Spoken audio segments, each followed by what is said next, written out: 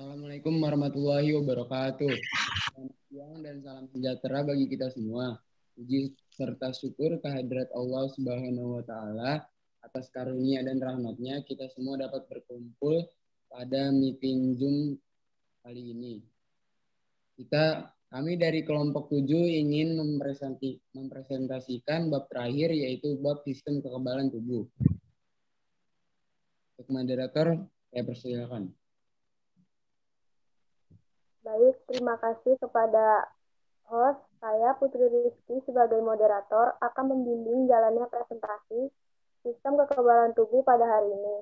Sebelumnya, izinkan saya untuk memperkenalkan anggota dari kelompok 7, yaitu Zaidan Aska sebagai host, Andina Isni sebagai presenter, Fauzia Nursanto sebagai presenter, dan Gita Ayu sebagai presenter. Untuk mempersingkat waktu, langsung saja saya serahkan kepada presenter untuk membacakan materi. Sistem kekebalan tubuh. Sistem kekebalan atau biasa juga disebut sebagai sistem imun merupakan suatu sistem dalam tubuh yang berperan dalam menjaga tubuh dari patogen serta ancaman bahaya lainnya.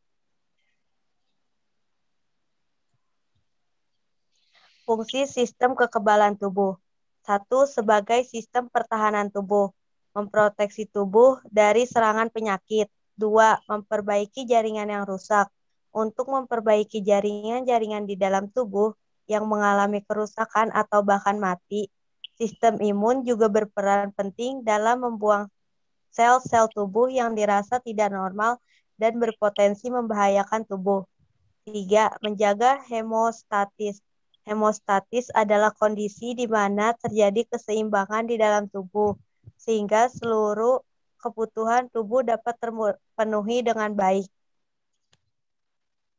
Cara kerja sistem kekebalan tubuh. Ketika mikroorganisme mulai masuk atau menyerang tubuh, maka sistem imun akan membentuk semacam barikade guna menangkal serangan berbahaya tersebut.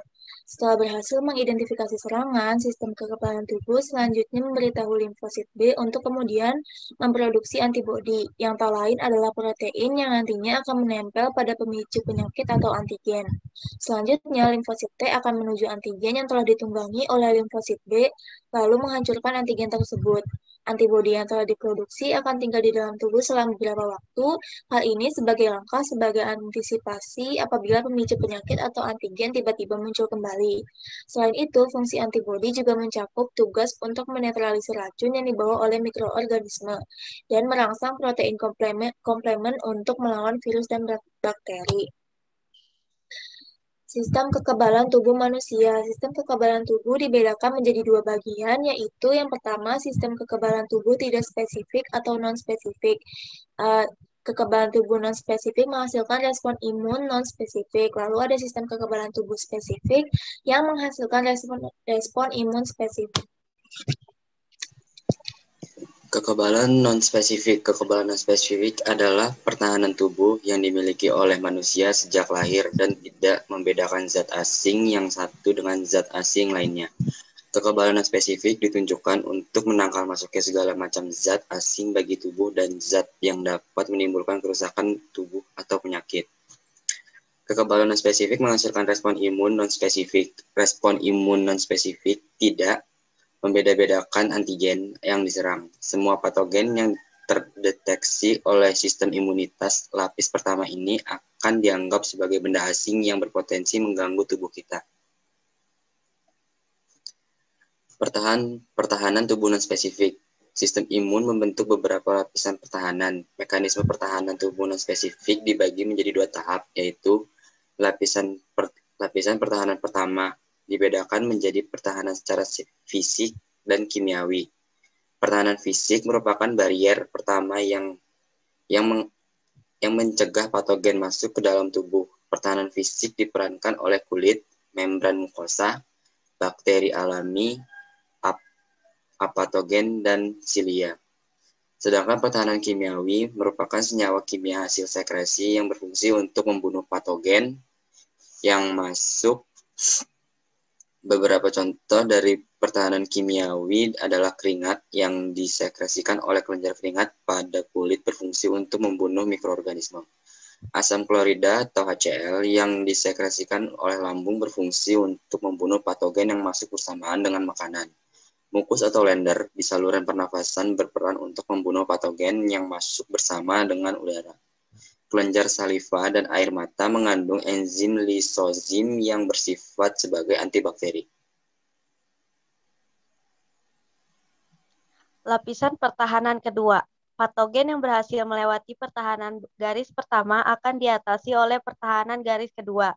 Pertahanan garis kedua meliputi fagositosis, inflamasi, demam, interferon, dan sistem komplement. Fagositosis adalah proses di mana sel fagosit menelan atau memakan sel lain atau patogen. Inflamasi atau peradangan merupakan respon tubuh terhadap suatu infeksi yang ditandai dengan adanya pembekakan nyeri, panas, dan kemerahan. Demam yang merupakan suatu kondisi ditandai dengan naiknya suhu tubuh di atas ambang normal. Demam berfungsi untuk menghambat penyebaran dan pertumbuhan patogen yang masuk. Interferon merupakan suatu protein yang dihasilkan oleh leukosit akibat adanya infeksi virus. Terdapat 3 jenis interferon, yaitu IFN-alfa, IFN-beta, dan IFN-gamma yang berfungsi untuk melawan virus. Sistem komplement. Protein komplement dapat memberikan respon pertahanan dengan cara melekat pada dinding bakteri dan menyebabkan pembentukan lubang pada dinding bakteri, sehingga cairan dan ion dari sel bakteri akan keluar, sehingga menyebabkan kematian sel bakteri.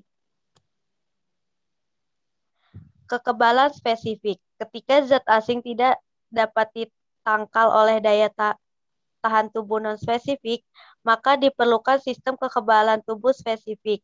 Kekebalan ini hanya berperan pada zat asing yang sudah dikenal, artinya jenis kuman atau zat asing tersebut sudah pernah atau lebih satu kali masuk ke dalam tubuh manusia. Sistem pertahanan tubuh spesifik yaitu limfosit. Limfosit atau sel darah putih merupakan sel utama dalam sistem kekebalan tubuh.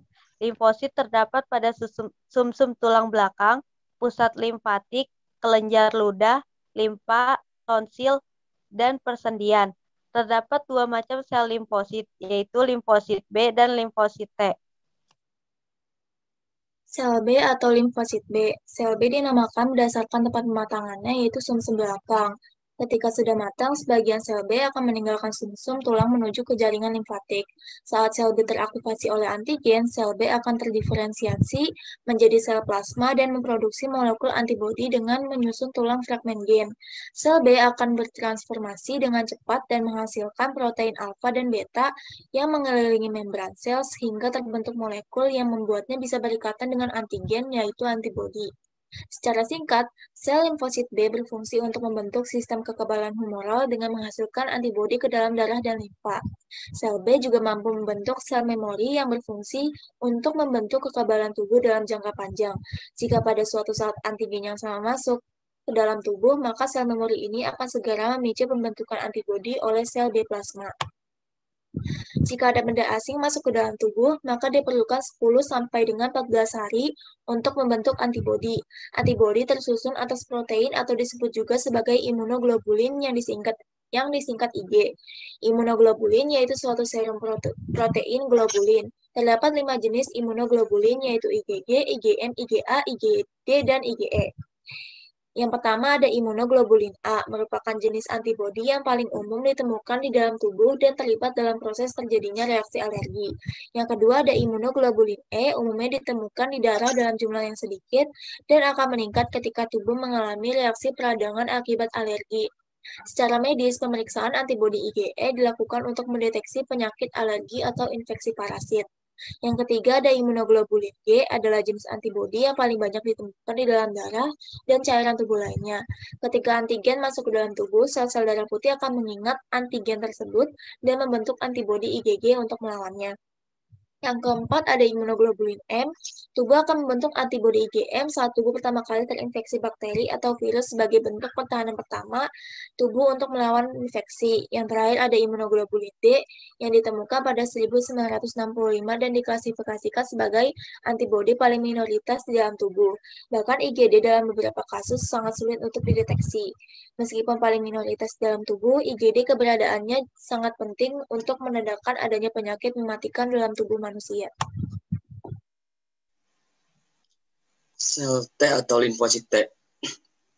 Setelah limfosit diproduksi di sumsum tulang belakang, sebagian limfosit bermigrasi ke timus untuk memperbanyak diri dan dimatangkan.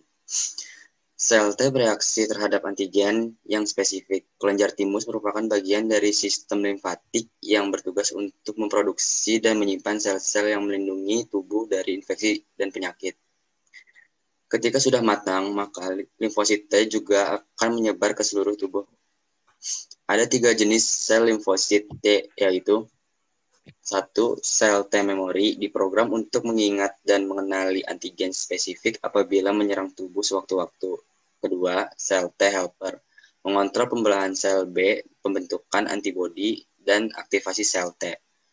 Yang ketiga, sel T killer atau sitotoksik melisis sel tubuh yang diserang antigen. Yang keempat, sel T suppressor berfungsi menurunkan dan menghentikan respon imun ketika infeksi telah berhasil diatasi. Ketiga, respon kekebalan tubuh terhadap antigen. Respon kekebalan tubuh terhadap antigen dibedakan menjadi 2 jenis, yaitu kekebalan humoral dan kekebalan seluler. Kekebalan humoral merupakan kekebalan yang melibatkan aktivasi sel B dan antibodi yang beredar dalam cairan darah dan limfa. Ketika suatu antigen masuk ke tubuh untuk pertama kalinya, sel B pembelah akan membentuk sel B plasma dan sel B pengingat. Sel B plasma akan menghasilkan antibodi yang berfungsi mengikat antigen. Dengan demikian, makrofag akan lebih mudah menangkap dan menghancurkan patogen. Apabila antigen yang sama masuk kembali ke tubuh, sel B pengingat akan mengenali dan menstimulasi pembentukan sel B plasma.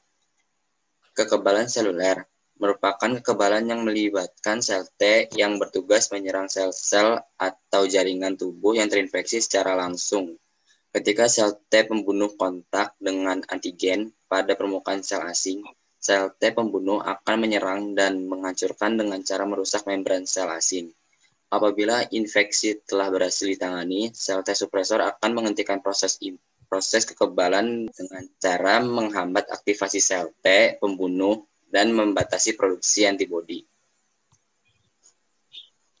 Kekebalan tubuh dibentuk secara A. Kekebalan alami, innate immunity, yaitu kekebalan diturunkan dan ada sejak lahir. Kekebalan bawaan melakukan respon imun non-spesifik dalam waktu yang cepat. Komponen yang terlibat meliputi kulit, mukosa, senyawa kimia, interferon, sel pembunuh alami, serta sel fagosit. Kekebalan ini tidak memiliki kemampuan mengingat antigen yang pernah masuk ke tubuh. Kinerja respon imun non-spesifik. 1. Jaringan yang terluka mengirim sinyal melalui pembentukan histamin dan kemokin. 2. Histamin akan menyebabkan vasodilatasi dan menyebabkan plasma darah, trombosit, dan protein antimikroba dilepas ke jaringan. 3. Kemokin akan memanggil neutrofil dan monosit lebih banyak dari peredaran darah untuk melakukan fagositosis. B. Kekebalan adaptif atau buatan, acquired immunity, yaitu kekebalan yang didapatkan dari pengenalan tubuh terhadap antigen.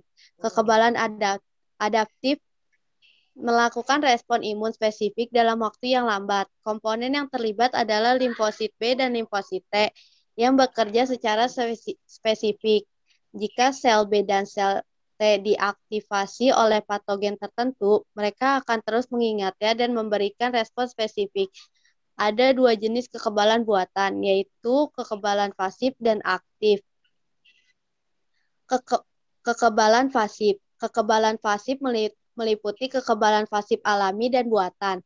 kekebalan pasif alami, misalnya seperti antibodi yang diperoleh janin dari ibunya melalui plasenta dan dari kolostrum saat bayi baru lahir. Sedangkan kekebalan pasif buatan diperoleh dengan cara menyuntikkan antibodi langsung ke dalam tubuh dan tidak bersifat permanen, seperti ATS.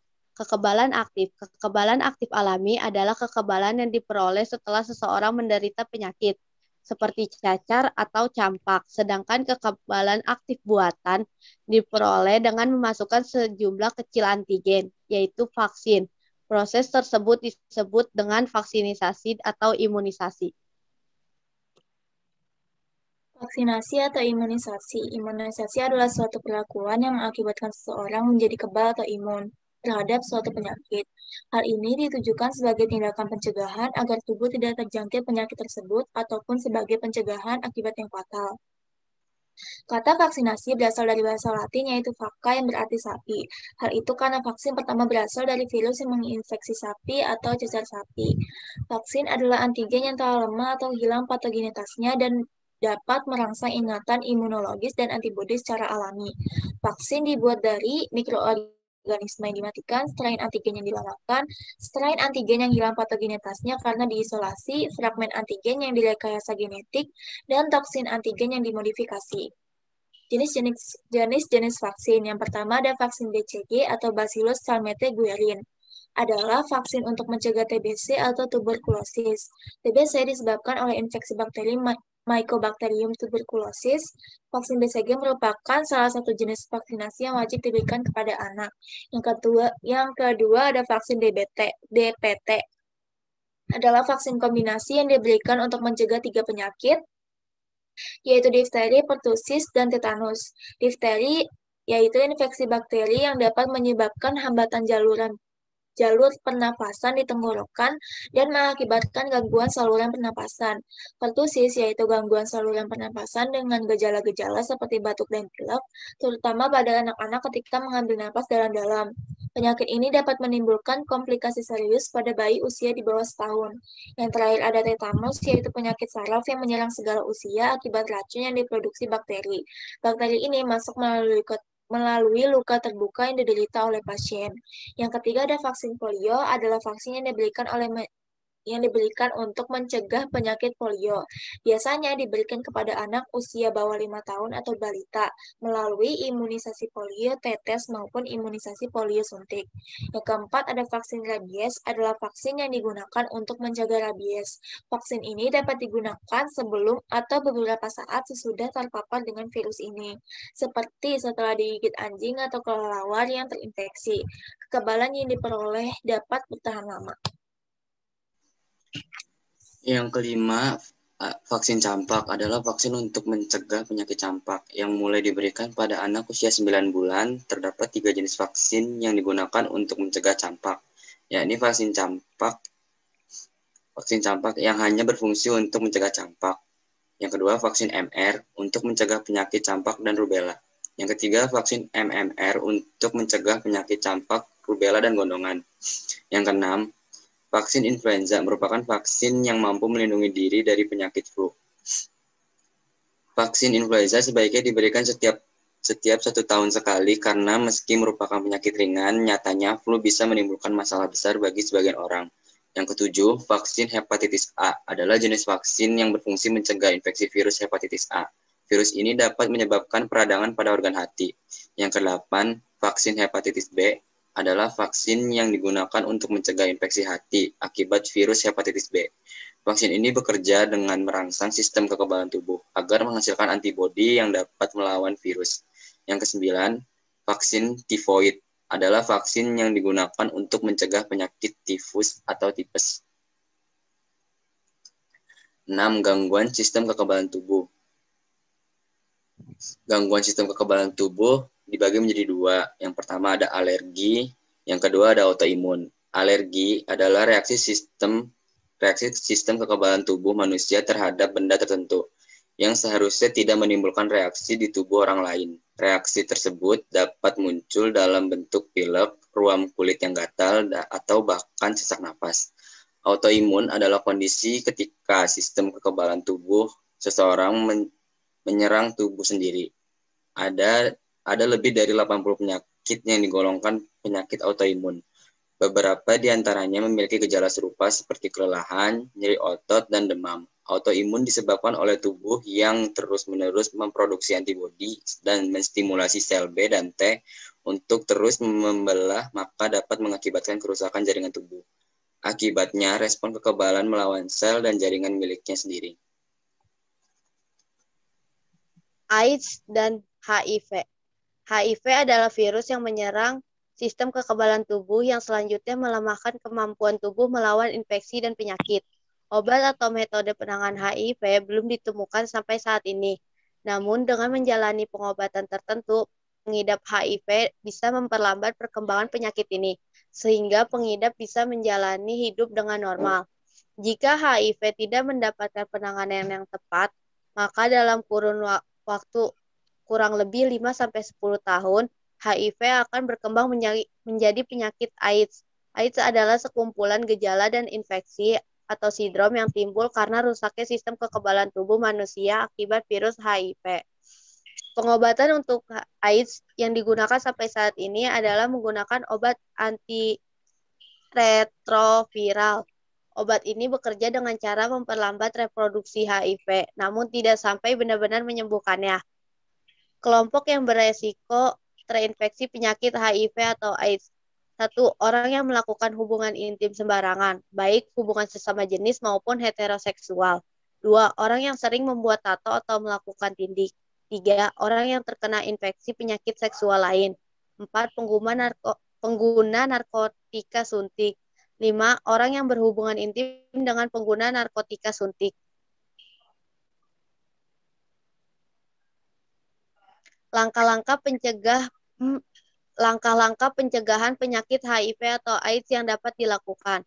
1. Tidak melakukan seks bebas dan melakukan hubungan seksual yang aman. 2. Hindari obat-obatan terlarang. 3. Jujur dengan pasangan. 4. Bicarakan lebih lanjut dengan dokter ketika didiagnosis terjangkit HIV. Cara penularan penyakit HIV atau AIDS. 1. Hubungan seksual. 2. Transfusi darah. 3. Berbagi jarum suntik. 4. Kehamilan, dari ibu hamil ke janin.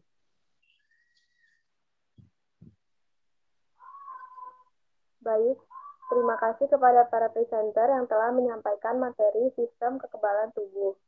Sebelum presentasi ditutup, saya akan membacakan kesimpulan dari presentasi pada hari ini. Kesimpulannya, sistem kekebalan atau sistem imun adalah semua mekanisme yang digunakan dalam tubuh untuk menangkal pengaruh faktor atau zat asing bagi tubuh yang berasal dari lingkungan. Fungsi sistem kekebalan tubuh sebagai sistem pertahanan tubuh, memperbaiki jaringan yang rusak, menjaga homeostatis, selanjutnya gangguan sistem kekebalan tubuh yaitu alergi, autoimun, AIDS, dan HIV. Sekian kesimpulan dari saya, selanjutnya saya serahkan kembali kepada host. Ya, terima kasih. Itu tadi pemaparan dari kelompok kami. Terima kasih kepada pemateri dan juga moderator karena penjelasannya dengan baik. Semoga materi yang disampaikan dapat bermanfaat bagi kita semua. Amin. Saya selaku host meminta maaf apabila ada kesalahan. Kurang lebihnya mohon maaf. Billahi taufiq wal hidayah. Wassalamualaikum warahmatullahi wabarakatuh.